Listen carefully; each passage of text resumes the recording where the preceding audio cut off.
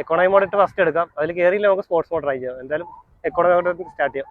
2-year-old ചേതക്കിൻ്റെ EV ആണ് കയ്യിരിക്കുന്നത്. നമുക്കതിനെ ബാക്കിൽ കാണുന്ന ആ പാലിലൊന്ന് കയറ്റി വെക്കാം. നമുക്ക് സിംഗിളായിട്ടും കയറ്റി വെക്കാം, പില്ലിയനെ വെച്ചൊന്ന് കയറ്റി വെക്കാം. അപ്പോൾ എങ്ങനെയാണ് ഈ വണ്ടി പെർഫോം ചെയ്യുന്നത് നോക്കാം.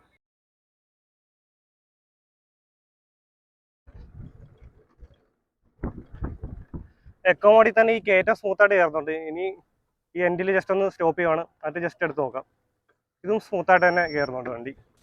ഹിൽ ഹോൾഡ് വരുന്നതുകൊണ്ട് കയറ്റത്തിന് എൻഡി വെച്ച് സ്റ്റോപ്പ് ചെയ്തിട്ട് ഈസി ആയിട്ട് നമുക്ക് തിരിച്ച് കയറ്റിയെടുക്കാം. ഇനി അടുത്തത് ഒരു പില്ലിയനെ വെച്ച് വണ്ടി കയറ്റി നോക്കാം.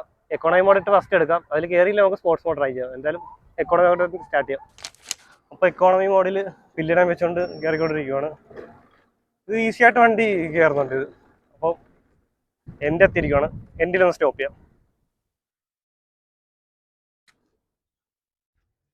ഇല്ല, ഇത് ഈസി ആയിട്ട് കയറുന്നുണ്ട്. എക്കോണമി മോഡിൽ തന്നെ കയറിയിട്ടുണ്ട് വണ്ടി.